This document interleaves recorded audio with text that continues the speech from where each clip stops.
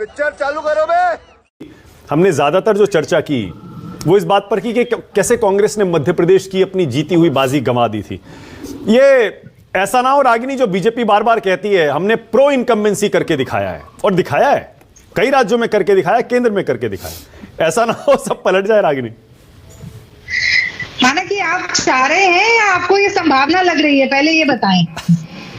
नहीं, मेरे सही बताऊं मैं ईमानदारी से, कोई भी सरकार में आए, कोई चुनाव जीते कोई हारे, हमें क्या फर्क पड़ता है? कुछ फर्क नहीं पड़ता है। जनता जो चाहे वो सिर आंखों पर।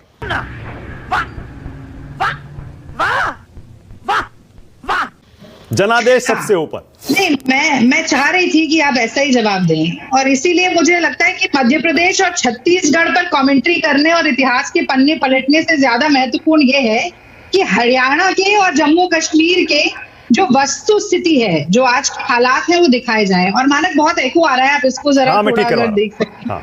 प्रॉब्लम। अच्छा देखिए, अब मैं आ जाती हूँ। आपने बड़ा अच्छा सवाल पूछा। देखिए, विपक्ष की भूमिका में कांग्रेस पार्टी हरियाणा में भी रही और देश में भी रही, अभी भी है। और मैं कहूंगी कि जनता के सुख दुख में 24 घंटे 24/7 कदम से कदम, कंधे से कंधा और आवाज से आवाज मिलाकर संघर्ष किया। और इसीलिए अपनी आज की बात में इन पंक्तियों से शुरू करना चाहती हूँ कि वर्षों तक देश में घूम घूम, बाधा विघ्नों को चूम चूम, सह धूप घाम पानी पत्थर, कांग्रेस आई कुछ और निखर, सौभाग्य न हर दिन सोता है। 8 अक्टूबर को मानक आप देखिएगा कि भाजपा का कितना बुरा हश्र होता है। तो आपने हरियाणा से बात शुरू की, तो हरियाणा से शुरू कर लेते हैं। अब देखिए, हरियाणा में क्या हो रहा था अभी तक। मुझे लगता है 3 वर्ग, नौजवान, किसान और पहलवान, और मैं जवानों को भी नौजवान में ही गिन रही हूं, ये 3 वर्ग कसम खाकर बैठे थे कि इस बार भारतीय जनता पार्टी की खटिया खड़ी करनी है। और वो क्यों, मैं वो बता देती हूं आपको।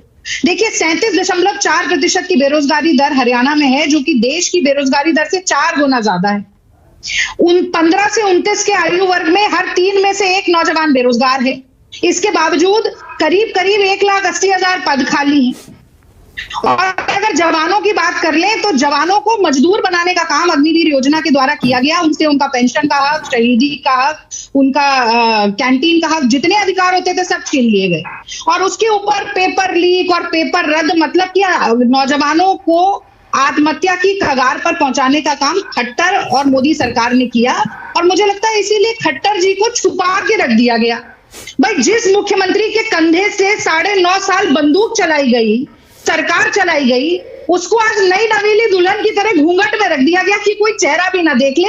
इतनी एंटी इनकम्बेंसी है। Emotional damage. अगर मैं किसानों की बात करूं, तो एक तरफ डबल इंजन सरकार कहते हैं ना, हरियाणा में डबल इंजन सरकार। तो मोदी जी 2022 तक इनकम दुगनी करने वाले थे। 27 रुपया प्रतिदिन किसान कमा रहा है, एनएसएसओ का आंकड़ा है, वो भी छोड़ दीजिए। 750 किसानों की शहीदी होती है। कंगना रनौत बार बार बोलती रहती है, कभी कहती है कि किसानों की माँ बेटियां जो है वो 100 रुपया लेकर प्रदर्शन करने आती थी, कभी कहती है कि बलात्कारी है, वहां पर तो लाशें लटक रही थी किसान आंदोलन में। एक चिट्ठी लिख दी जाती है उनके लिए, बिना नाम बिना साइन की, किसी को नहीं पता, नड्डा जी ने लिखी, अमित शाह ने लिखी, मोदी जी ने लिखी, किसने लिखी। उसके बाद वो फिर बयानबाजी करती है और कहती है कि जो 3 काले कानून है वो वापस ले आने चाहिए। तो मुझे लगता है किसानों के प्रति कितनी संवेदना है इस सरकार की, किसान देख रहे हैं, अच्छी तरह समझ रहे हैं। अब तीसरा, पहलवानों की बात भी हम कर लेते हैं। तो देखिए, जहां सारा देश इतना, मैं तो बृजभूषण शरण सिंह की बातों पर भी नहीं जाती, उस आदमी का तो नाम ही लेना, मुझे लगता है लेना ही नहीं चाहिए किसी शो में। हमने सबने देखा कि किस तरीके से वो पहलवान बेटियां, उनको कैसे रौंदा गया, कुचला गया, बालों से घसीटा गया।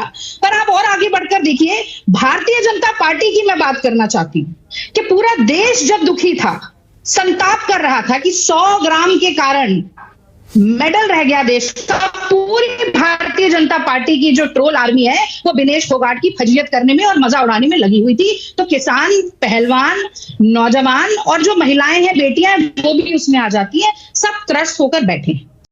अरे बाप रे, ये तो धोती खोल रहा है। और इसके बाद एक आखिरी बात जरूर मैं इसमें जोड़ूंगी, एक बड़ा दाव चलने की कोशिश इन्होंने की। देखिए, पूरे देश में एक मुख्यमंत्री दलित नहीं है भारतीय जनता पार्टी, ठीक है ना। आप कोई बड़ा नेता बताएं हरियाणा में जिसको प्रोजेक्ट किया हो मुख्यमंत्री के लिए, कोई आपको नाम नहीं है याद आएगा। लेकिन हाँ, कांग्रेस पार्टी के दलित नेताओं के प्रति बड़ा प्रेम जाग रहा था। उनके लिए बड़ा दर्द उमड़ कर आ रहा था। शैलजा जी को बड़ा बता रहे थे कि बड़ी बहुत परेशान है, बहुत दुखी हैं, वो भी आ गई प्रचार में अंततः।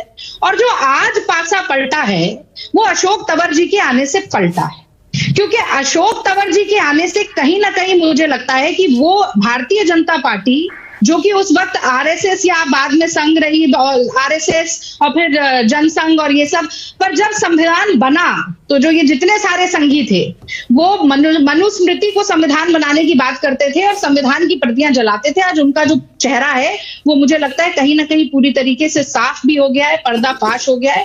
और दलित वोट कंसोलिडेशन मुझे लगता है कांग्रेस पार्टी के लिए पूरे तरीके से हरियाणा में हो गया है।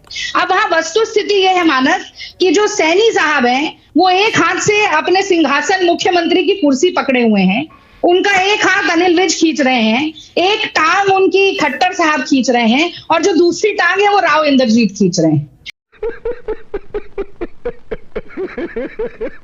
तो हरियाणा में जैसा कि आप ही के चैनल की एक और एंकर हैं वो बार बार कह रही थी, जब मैं उनके शो पे थी, हरियाणा कांग्रेस के लिए डन डील है और उसमें अब आंख में चोली खेलने, इफ बट किंतु परंतु करने, अगर मगर करने और मध्य प्रदेश की संभावना को जताने की मुझे नहीं लगता कोई गुंजाइश है। और जहां तक मध्य प्रदेश की भी बात है, मैं वहां मीडिया प्रभारी थी, मुझे लगता है हर हार से हमें सीखना चाहिए और जीत से ज्यादा हार सिखाती है। कुछ संगठनात्मक स्तर पर जो गलतियां मध्य प्रदेश में हमने की, देखिए मैं साफ गोई से बात करूंगी, जो सच है उसके प्रति उसे कहने में कोई गुरेज नहीं। कुछ संगठनात्मक वहां पर कमियां भी रही, कुछ हमारी स्टेट लीडरशिप को लेकर भी कुछ तनातनी रही, वो फिर बाद में प्रत्यक्ष समझ में भी आई थी। उससे हमने बहुत अच्छे से सीखा और जैसे ही राहुल जी ने ये विजय संकल्प यात्रा शुरू की और एक फोटो आई बड़ी जबरदस्त जिसमें शैलजा जी और हुड्डा जी ऐसे हाथ जोड़कर राहुल जी बीच में खड़े हैं और वो ऐसे दोनों का हाथ जोड़ रहे हैं, तो मुझे लगता है हर कांग्रेस के कार्यकर्ता के दिल का तार उससे जुड़ गया। ये तो लेटेस्ट न्यूज़ है।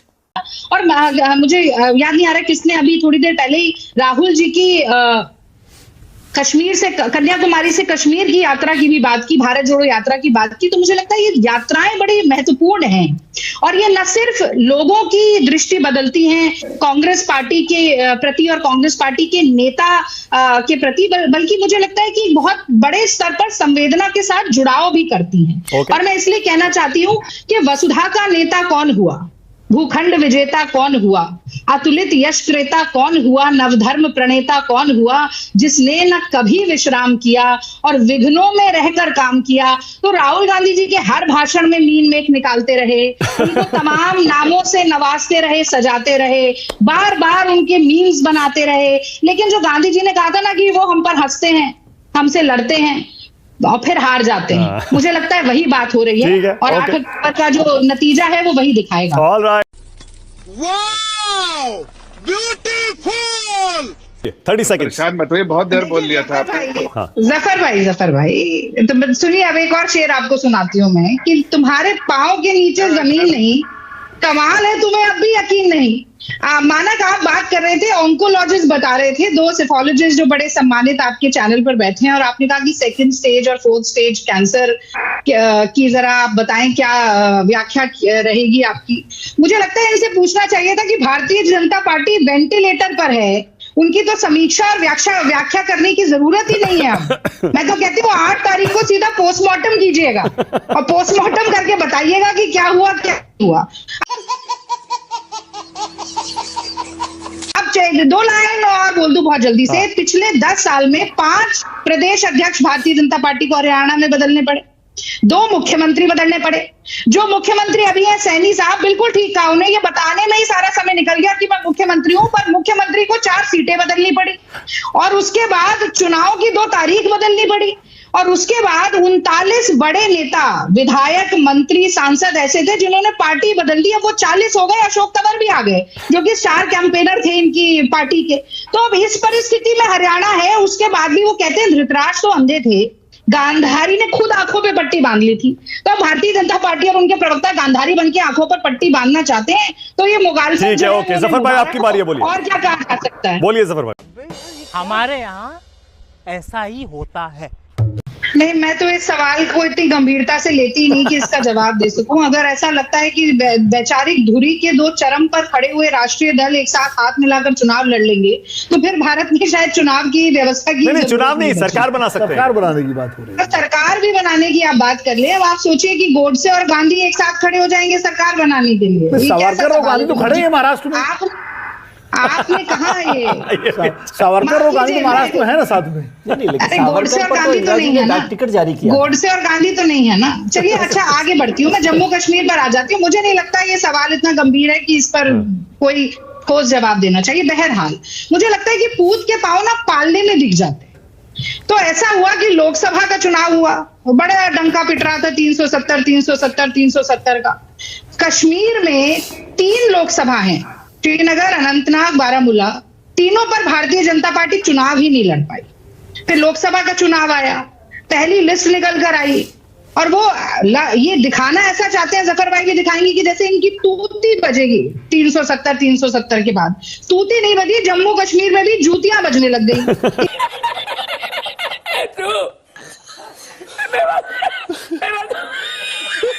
विजय त्रिवेदी, आज विजय त्रिवेदी की भविष्यवाणी सबसे पहले जरा स्क्रीन पर लाइए।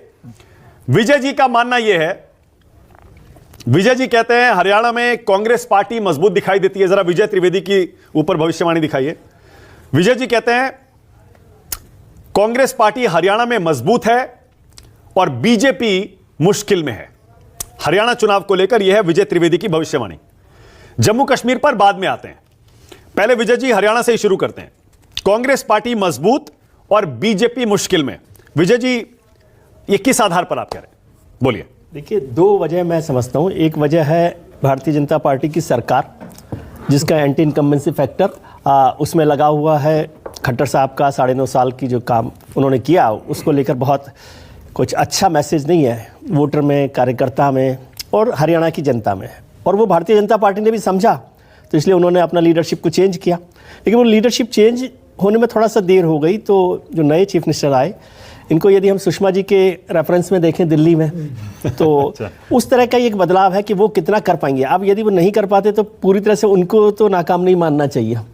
हालांकि जितना समय उनको मिला उतने में तो उनको बताने में टाइम लग गया कि वही चीफ मिनिस्टर है। अच्छा बात नहीं है इंडिया ग्रुप में तो इनका जो एनालिसिस, और लगभग हम लोगों का एक ही जैसा रहता है। लोकसभा चुनाव में भी करीब हम लोगों का यही था। जो देखिए, मैं जो बात विजय जी हमेशा कहते हैं, आज उन्होंने नहीं कही, लेकिन मैं उस बात को आज कहूँगा। मैंने ये और कही थी कि 2019 में जब 303 सीटें बीजेपी के खेले आई थी और 354 सीटें आई थी एनडीए की, और चुनाव पूरे मोदी जी के बिल्कुल चरमोत्कर्ष पे थी लोकप्रियता उनकी। हाँ। बालाकोट और पुलवामा के आलोक में चुनाव हुए थे और पूरा देश राष्ट्रवाद और मोदी जी के प्रति जो है उनके लोगों का समर्पण और प्यार था। और उसके 2-3 महीने बाद चुनाव हुए थे हरियाणा के, जैसे अब हो रहे हैं। और उस समय बीजेपी बहुमत का आंकड़ा से पीछे रह गई थी, यानी 40 सीट पे अटक गई थी और कांग्रेस 15 सीट से 31 सीटें पहुंच गई थी। आप देखिए, उस समय भी सरकार नहीं बनी और बीजेपी को जरूरत पड़ गई जेजेपी की। यानी वो संकेत तभी था कि लोगों ने, जो विजय जी कहते हैं कि तभी बता दिया था कि बीमारी जो है ये है स्टेज 2 वाली बीमारी थी। लेकिन उस पर बीजेपी लीडरशिप ने तब उसका कोई इलाज नहीं किया और उन्होंने खट्टर जी को कंटिन्यू किया। और इलाज करते करते जब स्टेज 4 पे आ गया मामला, जब 9.5 साल हो गए, तब उन्होंने इलाज करने की कोशिश की और डोज भी जो दिया उन्होंने, तो शायद बहुत कारगर डोज नहीं दिया। सैनी साहब प्रदेश अध्यक्ष थे, सारी चीज़ें लोग जानते थे, लेकिन सैनी साहब भी कोई वैसी लीडरशिप नहीं थी जैसे कि हरियाणा में मान लीजिए और भी राव इंद्रजीत सिंह उनसे बड़े नेता थे बीजेपी में, जो माने जाते हैं ओबीसी चेहरा ही अगर आपको गैर जाट चेहरा ही लाना था तो। लेकिन खैर वो तो हाईकमान की इच्छा थी। अब एक तो वो कारण एंटी इनकम्बेंसी का, क्या कहना क्या चाह रहे हैं भाई आप? दूसरा, जो लोकसभा चुनाव का अगर आप विश्लेषण करें तो लोकसभा चुनाव में सीधे मोदी जी के लिए वोट मांगा गया था और उसमें भी 5 सीटें कम हो गई बीजेपी की। 10 में से जो 2019 में 10:0 था वो 5:5 हो गया। यानी कांग्रेस 5 सीटें आगे बढ़ी और बीजेपी 5 सीटें नीचे आई और वोट परसेंटेज भी कांग्रेस का बढ़ा और बीजेपी का लोकसभा से कम हुआ, लोकसभा की तुलना में। तो इसलिए भी जो ट्रेंड है वो दिखता है। फिर जिस तरह से प्रचार को आप देखिए, जो प्रचार कांग्रेस ने जवान, पहलवान और किसान को एक मुद्दा बना दिया, तो वो सारे वर्गों को एक तरह से एड्रेस कर रहे थे। ये फैक्टर थे। और मुद्दे अनएम्प्लॉयमेंट, किसानों की परेशानी, किसानों के ऊपर जो लाठियाँ चली और जिस तरह से किसान आंदोलन के दौरान हरियाणा सरकार व्यवहार रहा, वो सारे मुद्दे। फिर अभी डंकी वाला एक मुद्दा राहुल गांधी लेके आ गए अमेरिका से, उन्होंने उसको बहुत तेजी के साथ आगे बढ़ाया। तो ये सब चीज़ें जो है, और लगातार संविधान वाला मुद्दा लोकसभा के बावजूद राहुल गांधी उसको पकड़े हुए हैं, जाति जनगणना और संविधान, और उन्होंने छोड़ा नहीं है। उसके नतीजा क्या निकले क्या नहीं निकले, कुल मिला के सारी चीज़ों से ये जरूर लगता है कि कांग्रेस वहाँ मजबूत स्थिति में है। खत्म, bye bye, ta-ta, goodbye, गया।